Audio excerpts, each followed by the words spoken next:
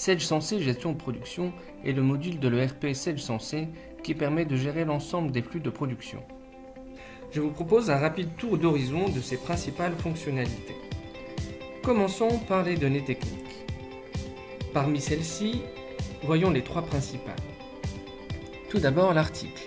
Nous avons deux façons d'afficher les listes. En mode simplifié, comme ici, avec les principales informations, ou alors en mode tableau pour permettre une recherche plus poussée avec des tris, des filtres et des regroupements.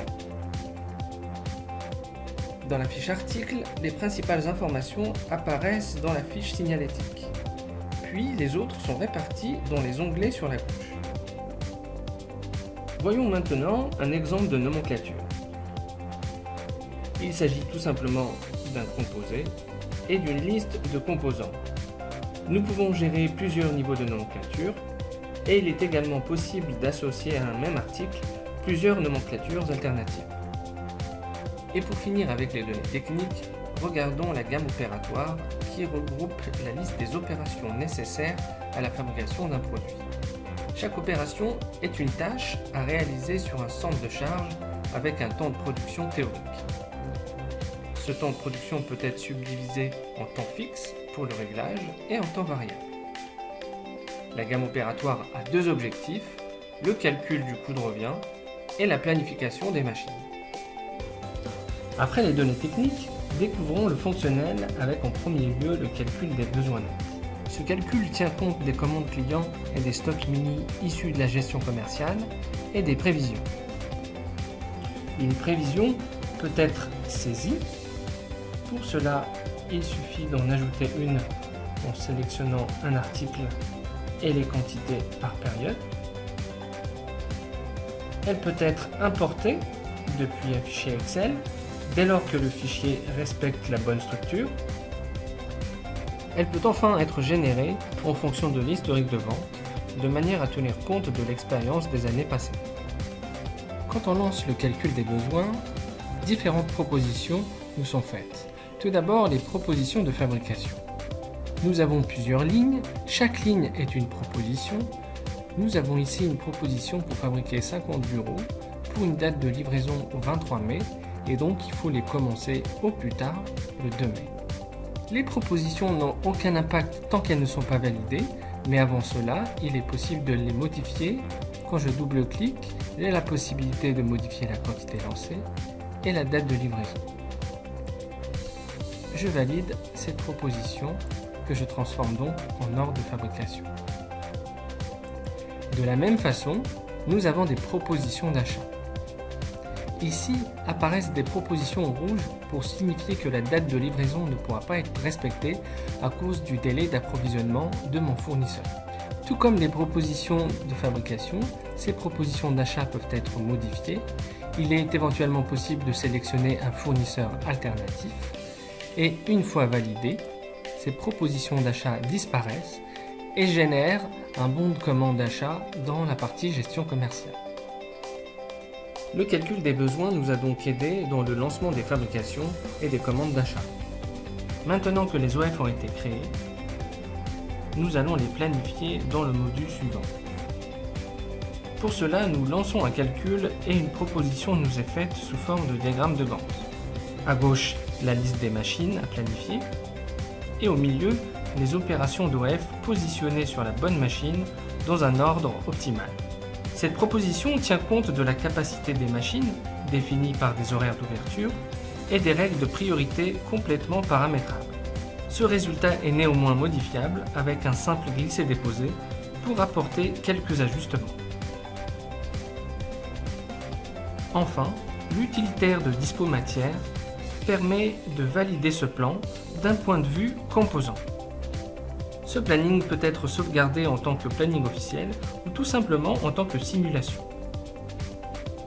De nombreux reports viennent compléter l'exploitation de ce plan, comme par exemple le comparatif charge-capacité ou la consultation qui montre les commandes en cours dans l'atelier avec l'état d'avancement et la situation par rapport à la date de livraison. Après cet aspect théorique du planning, nous entrons dans la réalité du suivi de fabrication. C'est ici que nous avons la liste des OF. Un code couleur illustre l'état d'avancement de chacun d'entre eux. Un OF est principalement constitué d'un numéro incrémental, d'une référence à fabriquer et d'une quantité. On y retrouve également la liste des opérations et la nomenclature. En général, l'OF est matérialisé dans l'atelier par un bon de travail ou une fiche suiveuse dont voici un exemple standard. Nous avons en haut une en-tête avec des informations sur l'OF et plus bas la liste des opérations à réaliser. Dans Sage Sensei Gestion de production, les déclarations se font via le module atelier. Il offre une ergonomie spécialement conçue pour les opérateurs avec une interaction simple et rapide. Les boutons, également appelés scénarios, sont plus gros pour s'adapter à des écrans tactiles. Je me mets à la place de l'opérateur pour l'exemple. Je déclare le commencement de l'opération en cliquant sur Début de production. Je m'identifie. Je sélectionne l'opération à commencer. Et enfin, je valide ma saisie. Ensuite, lorsque l'opération est terminée ou que je souhaite l'interrompre, je clique sur Fin de production. Je sélectionne l'opération à terminer. Je saisis la quantité bonne, la quantité à rebuter si je veux suivre les rebuts, et dans ce cas, je sélectionne la cause de rebut avant de valider ma saisie. L'ensemble de ces déclarations vont bien évidemment mettre à jour l'OF et les stocks en gestion commerciale. Je précise que ce module atelier est fortement paramétrable pour répondre au mieux aux besoins de chaque process.